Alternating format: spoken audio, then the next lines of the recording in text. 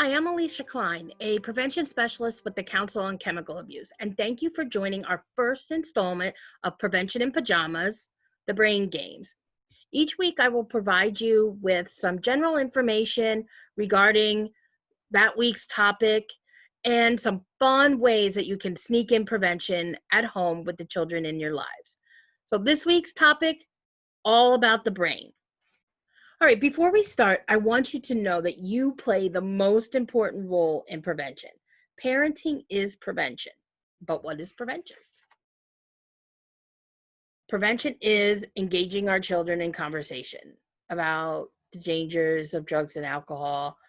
But prevention is also providing them with the correct information and building resiliency skills to help our children make the healthiest decisions for their lives.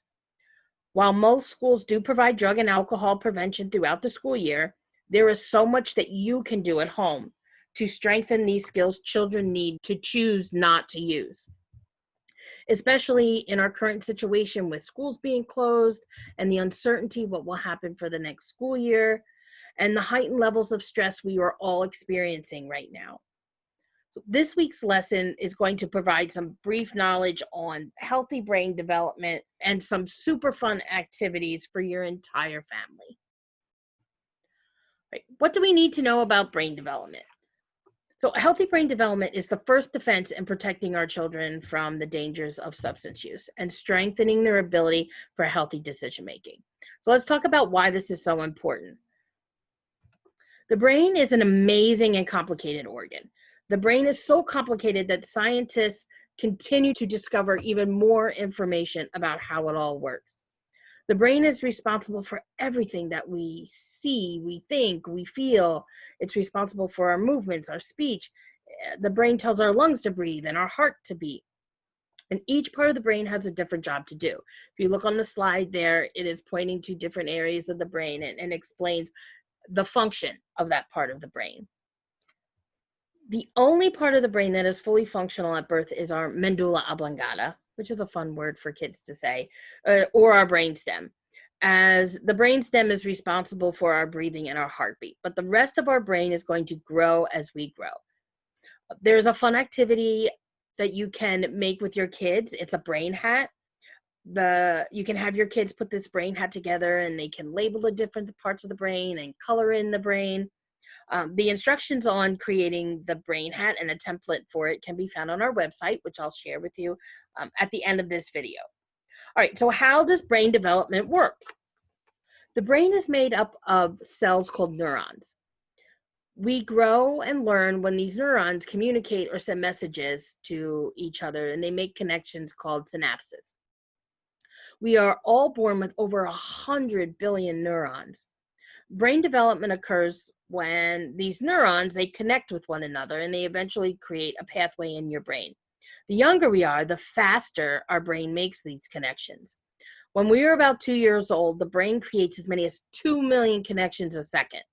And by the time we are 3 years old, the brain has created over a quadrillion connections, which makes sense because we do so much developing at that stage between birth and 3 years old, right? We're learning to crawl, walk, talk. We learn to feed ourselves, dress ourselves.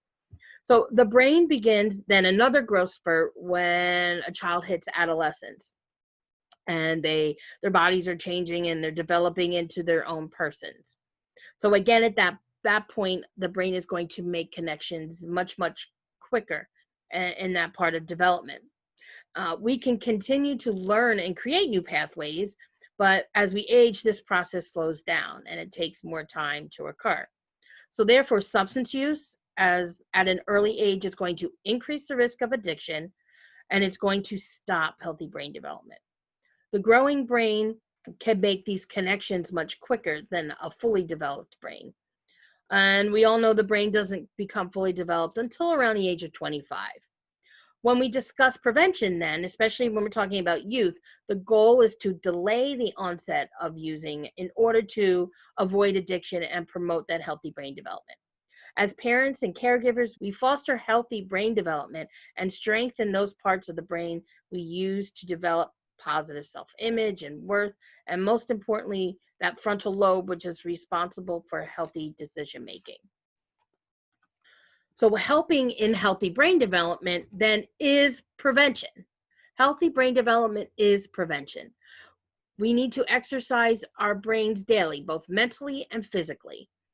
Mentally, like completing puzzles, playing games that require problem solving or cooperation with others, practicing our reading and math, and learning a musical instrument, all aid in healthy brain development.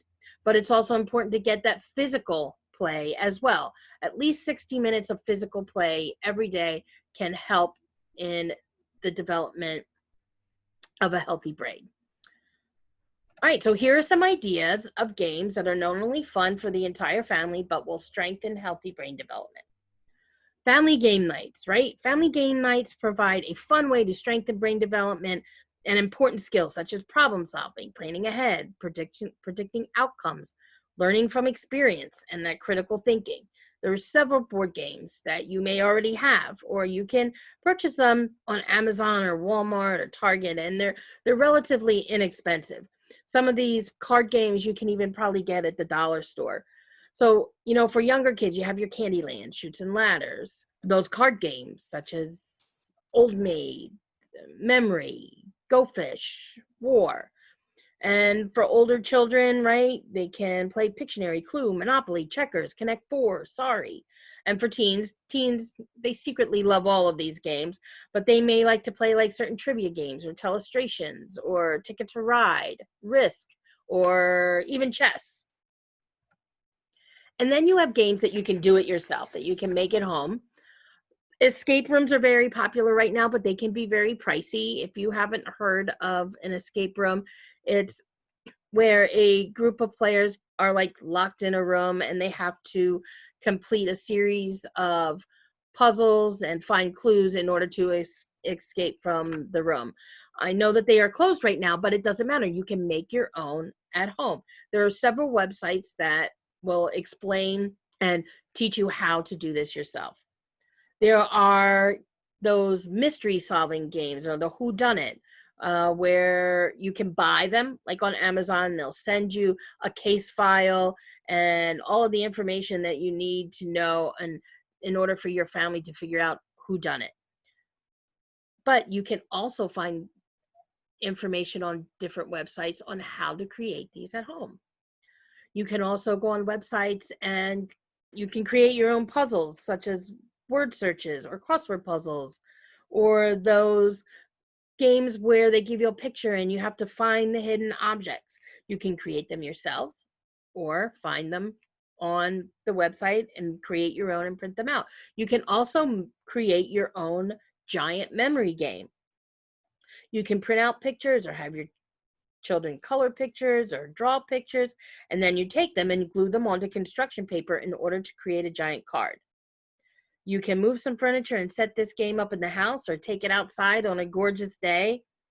You can also design this game to help you teach healthy brain development to your children, such as having them match different parts of the brain or a part of the brain with the function that part of the brain is responsible for. You can find the instructions on this game and all of the games that I mentioned on our website.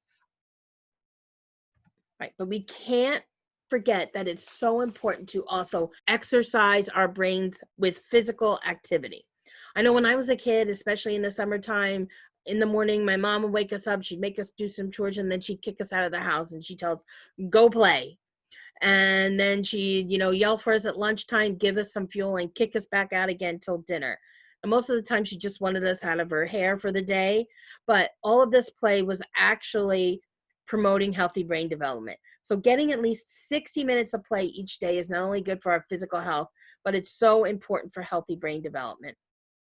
Actually, it's essential for healthy brain development because exercising is going to increase your heart rate and it increases blood flow to your brain. As your increased breathing pumps more oxygen, that's more oxygen that's delivered to the brain. This extra oxygen to the brain is leading to something called neurogenesis, which is the production of neurons in certain parts of your brain that control like our memory and thinking. So exercise is also going to create this neurotrophins, which are proteins that aid in neural survival and function. So these proteins lead to greater brain plasticity. So when initially, like, scientists used to think that we were born with these 100 billion brain cells and then that was it. You had to take care of them, and if you damaged them, you couldn't replace them. But that's not necessarily true. Our brains do have plasticity to them, which means we can create new neurons. So if our brain is injured in some way, it can heal itself. Now, I am not encouraging or suggesting that you kick your kids out of the house for the whole day. I mean, these are different times, but I am encouraging you to get out with your children and run around and play, whether it's in your backyard or when playgrounds open, take them to the playground.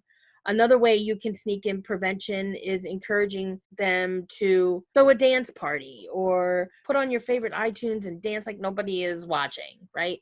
You can get outside and just go for a hike or go for a walk or go for a bike ride or create fun relay races with the kids. But there's more. There's other activities that we can do in order to boost brain development. Playing chess. Chess helps with logic, critical thinking, planning. There are organizations out there that offer free chess lessons for youth. Learning a musical instrument can help in healthy brain development. Many schools offer free music programs that will teach children how to play an instrument, usually starting in the 4th grade. There are organizations that help parents buy instruments or rent instruments for their children.